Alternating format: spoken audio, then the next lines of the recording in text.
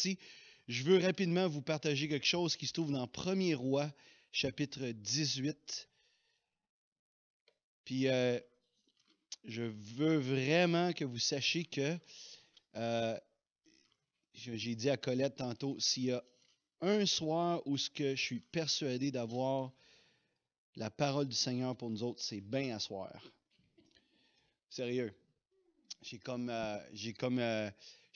vraiment, vraiment une parole pour nous, puis pour qu'est-ce qu'on est en train de vivre. 1er Roi 18, à partir du verset 41.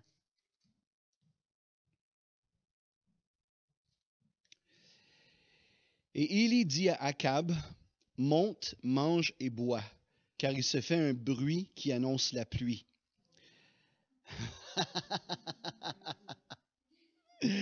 Laissez-moi prêcher. Akab monta pour manger et pour boire, mais Élie monta au sommet du Carmel et, se penchant contre terre, il mit son visage entre ses genoux et dit à son serviteur, « Monte, regarde du côté de la mer. » Le serviteur monta, il regarda et dit, « Il n'y a rien. » Élie dit 7 fois, « Retourne. » À la 7e fois, il dit, « Voici un petit nuage qui s'élève de la mer et qui est comme la paume de la main d'un homme. » Élie dit, « Monte et dis à Akab, attelle et descends, afin que la pluie ne t'arrête pas. » En peu d'instants, le ciel s'obscurcit par les nuages, le vent s'établit, il y eut une forte pluie. Akab monta sur son char et partit pour Jizréel. La main d'Éternel fut sur Élie, qui se saignit les reins et courut devant Akab jusqu'à l'entrée de Jizréel. Wow, toute une histoire. Puis écoute, juste une couple d'affaires qui est fascinante, que moi je trouve, puis justement qui s'applique tellement avec qu'est-ce qu'on vit, puis avec qu'est-ce que le Seigneur veut faire avec nous autres. Puis la première chose qu'on voit au verset 41, c'est le discernement d'Élie. Quand il dit, Élie dit à Akab, monte, mange et bois, car il se fait un bruit qui annonce la pluie. Puis il semble que Élie entend quelque chose que personne d'autre entend. OK? C'est ça qui est sous-entendu. C'est pas tout le monde qui entend ça, mais Élie entend ce bruit-là. Puis ce qui est intéressant, c'est que Élie sait exactement c'est quoi. C'est un bruit qui annonce la pluie. Puis on sait qu'évidemment, Élie, c'est un prophète, fait qu'il entend, il entend ce que le Seigneur veut faire. Mais ce qui est le fun, c'est que nous autres aussi, on a cette possibilité-là d'entendre ce que le Père veut faire. Vous vous souvenez quand Jésus a dit, je fais juste ce que je veux mon Père faire, puis je fais juste dire ce que j'entends mon Père dire. Autrement dit, Jésus vivait avec le Père même s'il était sur la terre. C'est comme s'il était là, mais il n'était pas là. Il était dans le ciel, si tu veux. Puis il vivait à partir de là. Puis on est appelé à vivre comme ça, nous autres aussi. Le problème, souvent, c'est qu'on vit à partir de la terre, quand on est appelé à vivre. La Bible dit dans Éphésiens 2 qu'on est ressuscité avec Jésus dans les lieux célestes. Puis on est en Jésus assis à la droite du Père. Fait que ça, c'est pas juste un verset pour le fun, là. C'est une réalité pour nous autres. Puis c'est quelque chose pour nous à vivre et à expérimenter, notre place à côté du Père. Puis là, ben, on entend qu'est-ce que le Père veut faire. On entend un bruit, on entend des choses que les autres personnes qui profitent pas de cette opportunité-là n'entendent pas eux autres. Mais ceux qui sont là, ils entendent. Ils entendent qu'est-ce que le Père veut faire. Puis, écoute, je peux vraiment vous dire, puis je ne suis pas le seul, je peux vraiment vous le dire, il se fait un bruit qui annonce la pluie. OK? Vraiment, depuis quelques semaines, c'est quasiment pas un mois, il se fait un bruit qui annonce la pluie dans l'Église. Puis ça, écoute, j'étais à Val-d'Or, puis j'avais le goût d'être ici, dans un sens, malgré que j'ai eu du fun à Val-d'Or aussi, mais parce que je sais qu'il y a un bruit en ce moment, puis la pluie s'en vient. Puis ce qui me fait penser, c'est que le bruit, c'est vraiment excitant. Tu sais, c'est excitant parce que c'est le fun, là. Il y a quelque chose qui se passe, il y a un bruit qui est là. Mais il ne faut jamais oublier que le bruit, c'est juste un son qui annonce quelque chose d'encore plus grand. Il y a quelque chose de plus que le bruit. Puis on s'excite quand on entend le bruit, mais il y a quelque chose de plus qui s'en vient. Fait que oui, on a bonne cause d'être excité. Quand il y a un bruit, ça veut dire que le Saint-Esprit s'apprête à faire quelque chose d'encore plus grand. C'est toujours plus, OK? Le bruit annonce quelque chose de plus. Fait que on est content pour le bruit, mais on ne se satisfera pas du bruit. Tu comprends? Parce qu'on sait qu'il y a quelque chose de plus. Fait que, oui, merci Seigneur pour ce que tu es en train de faire. Merci pour un tel, une telle, une telle. Puis il y a plein de gens qui vivent des affaires comme plein là, en ce moment. Là. Mais c'est un bruit. Même si c'est glorieux, même si c'est merveilleux, c'est un bruit. OK? Il y a encore beaucoup plus. Fait que ça, c'est la première chose. La deuxième chose qu'on voit au verset 42, c'est l'intercession d'Élie. C'est là où ça nous interpelle. Il va dire, tu sais, monte, mange et bois, car il se fait un bruit qui annonce la pluie. Akab monta pour manger, pour boire, mais Élie, lui, il monta au sommet du Carmel et se penchant contre terre, il mit son visage entre ses genoux. Autrement dit, il a pris cette position d'agonie, d'intensité dans l'intercession. Puis, ce qui est vraiment intéressant, moi, ce qui je trouve intéressant, c'est que même si Élie avait entendu le bruit, il s'est quand même mis à intercéder. Puis on dirait que des fois, les plans de Dieu peuvent être retenus même, ou du moins ralentis, parce que les gens s'excitent tellement au bruit qu'ils ne vont pas dans l'intercession pour voir la pluie. Tu sais, on se contente du bruit. On se contente de... Mais si on sait que le bruit annonce la pluie, ben, il faut intercéder jusqu'à temps qu'on voit la pluie. Jusqu'à temps qu'on voit la pleine manifestation de la présence de Dieu, puis le Saint-Esprit est répandu. C'est une chose de voir ou de discerner ce que le Père veut faire, mais ensuite, il nous demande d'aller prier jusqu'à temps qu'on le voit s'accomplir. Puis, pour que le bruit devienne de la pluie, il faut de l'intercession. Ça, c'est citation Facebook en tabarouette. Pour que le bruit devienne de la pluie, il faut qu'il y ait de l'intercession. Autrement dit, le bruit devient une invitation pour nous. Right? Fait que c'est pas juste le bruit, un moment d'excitation, mais c'est une invitation que le Seigneur nous adresse à redoubler d'ardeur dans l'intercession puis dans la prière. Fait que ce qu'on fait à soir, c'est important. Ce qu'on fait tous ces mercredis-là, c'est vraiment important. Parce que c'est d'aller plus loin que le bruit pour finalement qu'on voit la pluie venir. Yes.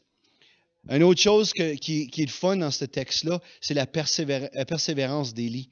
Au verset 43, il dit à son serviteur, monte, regarde du côté de la mer. Le serviteur monta et il regarda et il dit, il n'y a rien. Puis des fois, on est, tu sais, on va prier pour un peu, on va avoir un petit regain d'énergie. Puis des fois, on ne verra pas le résultat tout de suite. Puis c'est là souvent ce que les gens se découragent, puis les gens arrêtent.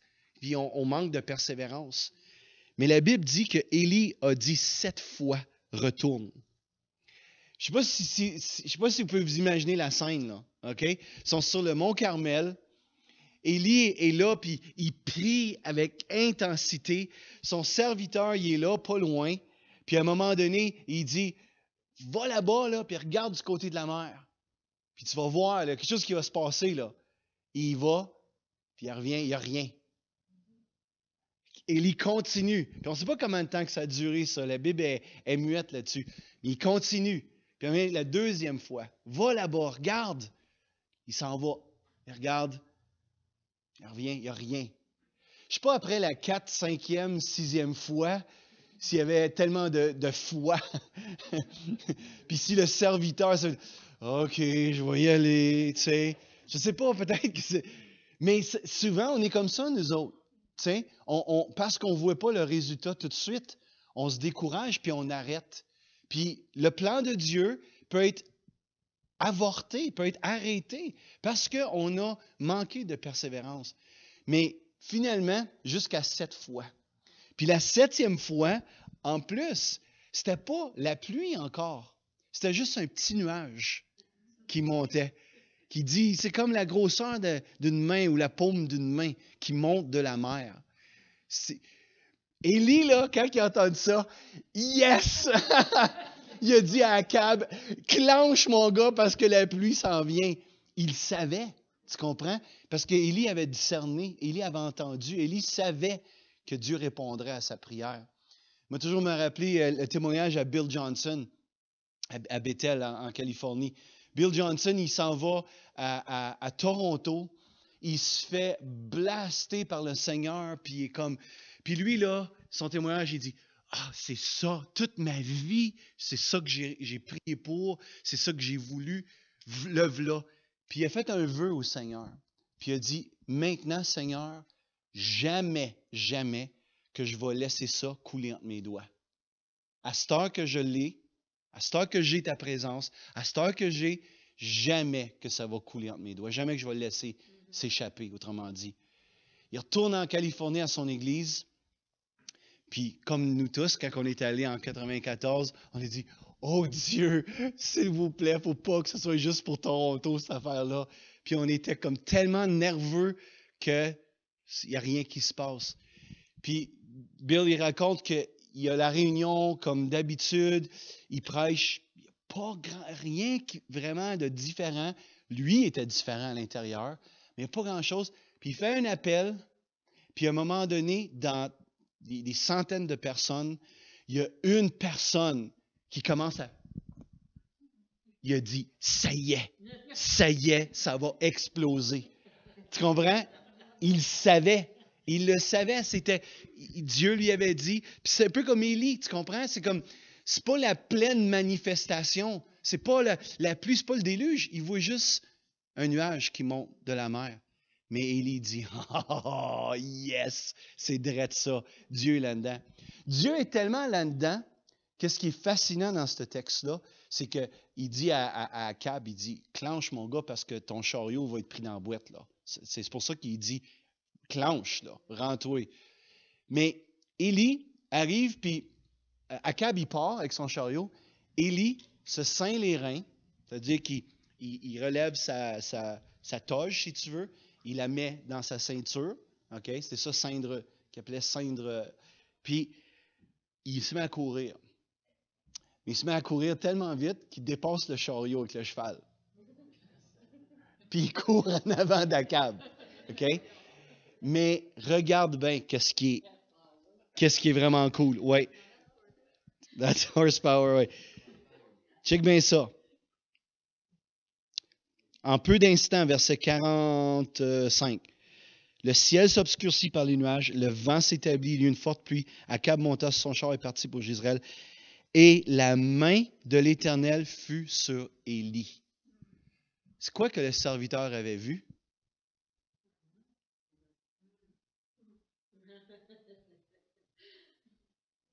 Il avait vu un nuage qui avait comme la forme d'une main. Puis c'est pour ça qu'Élie a dit, c'est Dieu ça. Ça, c'est Dieu. Puis cette main-là est venue sur Élie. Puis ça lui a donné une force surnaturelle pour courir puis faire des exploits. Come on, c'est-tu cool ou c'est pas cool, ça là? Tabarouette, il y a du stock là-dedans. Écoute, Dieu, il y a un bruit qui annonce la pluie. Ça, c'est la parole pour nous autres, pour les temps qu'on vit. Il y a un bruit qui annonce la pluie. Puis je pense que ce texte-là doit devenir un texte pour nous autres qui nous encourage à entendre le bruit, mais à aller dans l'intercession jusqu'à temps qu'on le voit s'accomplir. Puis, je vous laisse avec un dernier verset. Zacharie, chapitre 10, verset 1, qui dit « Demandez à l'Éternel la pluie du printemps. L'Éternel produira des éclairs et il vous enverra une abondante pluie. » Demandez la pluie. All right? C'est ça qu'Élie faisait. Il demandait la pluie. Parce que Dieu lui avait dit, toute l'histoire, c'est qu'il avait été voir Akab, puis il avait dit, il ne mouillera pas pendant 3 ans. Mais ça faisait 3 ans. Fait qu'il savait que Dieu répondrait. Puis là, il est monté en haut, puis il a commencé à prier pour la pluie. Fait que Dieu nous demande, il nous encourage, il nous demande de lui demander pour que la pluie de son esprit soit répandue. Fait que je ne sais pas si ça t'encourage, ça t'excite, mais ça devrait. Parce que c'est l'Esprit de Dieu qui devrait parler à ton esprit puis qui devrait réveiller quelque chose à l'intérieur de nous autres. Dire que Dieu est à l'œuvre. Puis, écoute, on l'a vu dans le passé dans notre église, là, des vagues, là, puis on ne veut pas la manquer, celle-là non plus. Pas si vous êtes comme moi, là. On ne veut pas la manquer, puis on veut que ça explose.